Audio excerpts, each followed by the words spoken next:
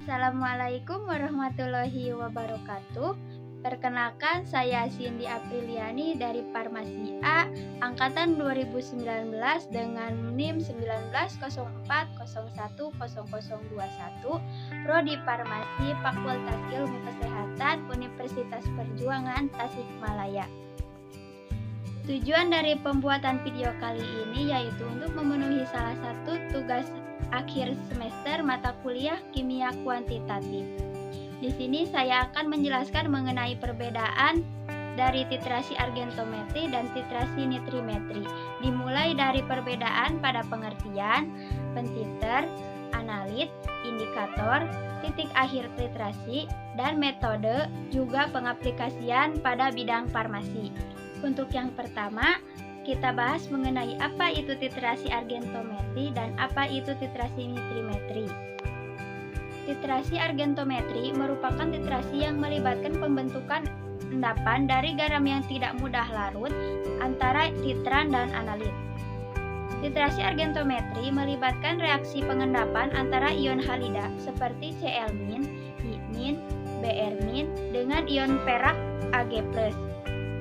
Titrasi argentometri tidak hanya dapat digunakan untuk menentukan ion halida, titrasi ini juga dapat dipakai untuk menentukan markaptan atau tioalkohol, asam lemak, dan beberapa anion divalent seperti ion fosfat atau PO4 3- dan ion arsenat atau AsO4 3-. Sedangkan titrasi nitrimetri merupakan titrasi yang digunakan dalam analisis senyawa-senyawa organik, khususnya untuk persenyawaan amina primer atau aromatik dengan natrium nitrit dalam suasana asam membentuk garam diazonium. Reaksi ini disebut dengan reaksi diazotasi. Reaksi ini tidak stabil dengan suhu kamar karena garam diazonium yang terbentuk mudah terdegradasi membentuk senyawa fenol dan gas nitrogen. Zat yang dapat dititrasi dengan nitrimetri adalah zat yang mengandung gugus NH2 atau amin aromatis primer atau zat lain yang dapat dihidrolisis atau direduksi menjadi amina aromatis primer. Dari apa yang telah dipaparkan, apa itu titrasi argentometri dan apa itu titrasi nitrimetri, dapat disimpulkan apa perbedaan dari kedua titrasi tersebut. Untuk yang pertama, dimulai dari pengertian. Pengertian titrasi argentometri merupakan titrasi yang melibatkan pembentukan endapan dari garam yang tidak mudah larut antara titran dan analit. Titrasi argentometri melibatkan reaksi pengendapan antara ion halida seperti Cl-, I-, Br- dengan ion perak Ag+. Sedangkan pengertian titrasi nitrimetri merupakan titrasi yang digunakan dalam analisis senyawa-senyawa organik, khususnya untuk persenyawaan amina primer. Penetapan kualitas zat didasari oleh reaksi antara fenilamina primer atau aromatik dengan natrium nitrit dalam suasana asam membentuk garam diazonium. Reaksi ini disebut dengan reaksi diazotasi. Untuk poin yang kedua yaitu prinsip. Prinsip titrasi argentometri merupakan reaksi yang salah satu produknya berbentuk endapan. Endapan yang terjadi karena zat yang tidak atau sukar larut dalam air atau pelarutnya. Sedangkan prinsip titrasi nitrimetri yaitu pertama, pembentukan garam diazonium dari gugus amina aromatik primer. 2. Pembentukan senyawa nitrosamin dari amina alifatik sekunder. 3. Pembentukan senyawa adizari gugus hidradiza. Keempat, pemasukan garis nitro yang sangat jarang terjadi karena sulitnya nitrasi dengan menggunakan asam nitrit dalam suasana asam. Untuk poin yang ketiga yaitu pentiter. Pentiter pada titrasi argentometri yaitu menggunakan larutan standar perak nitrat atau AgNO3. Sedangkan pada titrasi nitrimetri, titer yang digunakan yaitu larutan standar natrium nitrit atau NaNO2. Untuk Untuk poin yang keempat, yaitu analit.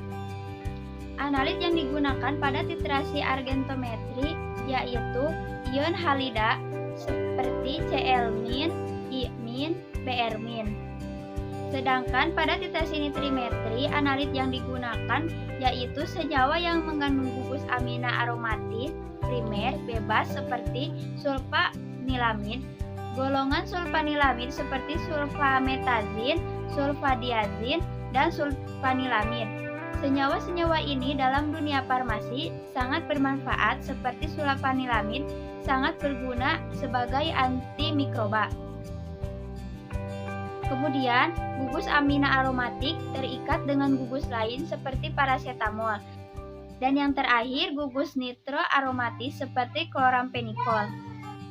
Untuk poin yang kelima yaitu indikator. Pada titrasi argentometri, pada metode Mohar digunakan kalium kromat K2CrO4. Untuk metode Polhard digunakan ion besi atau Fe3, dan untuk metode Payan digunakan indikator absorpsi. Untuk indikator absorpsi yang sering digunakan yaitu fluoresein. Sedangkan untuk titrasi nitrimetri digunakan dua indikator yaitu indikator luar dan indikator dalam. Untuk indikator luar digunakan kanji Ki atau pasta kanji Ki yang akan memberikan warna biru jika nitri berlebih. Ion triiodida akan memberikan warna biru pada kertas kanji atau pasta kanji.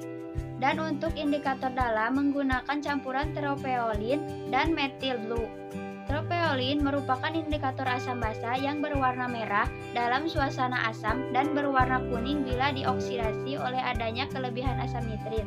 Methyl blue sebagai pengkontras warna sehingga pada titik akhir titrasi akan terjadi perubahan dari ungu menjadi biru atau hijau tergantung senyawa yang dititrasi.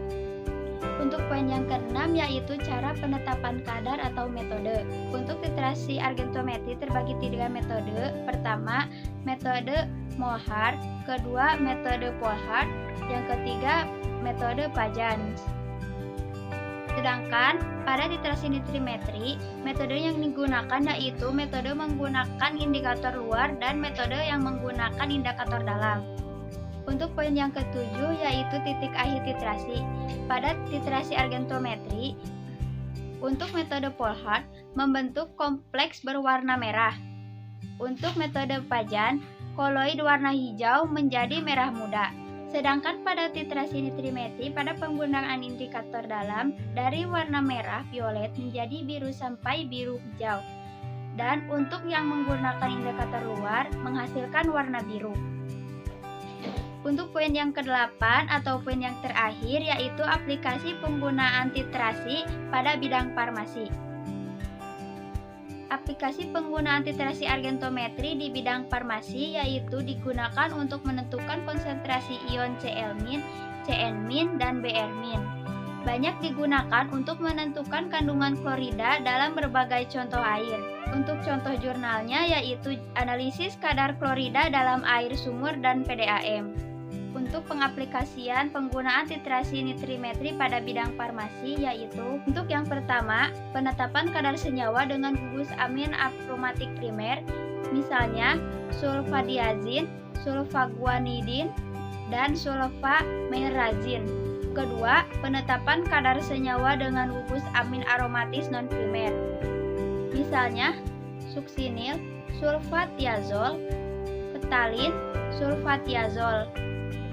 Yang ketiga, penetapan kadar senyawa dengan gugus nitroaromatik, misalnya klorampenikol. Untuk contoh jurnalnya yaitu analisis kuantitatif bahan baku paracetamol. Cukup sekian yang dapat saya sampaikan. Mohon maaf bila banyak kesalahan. Wabillahi taufiq wal hidayah. Wassalamualaikum warahmatullahi wabarakatuh.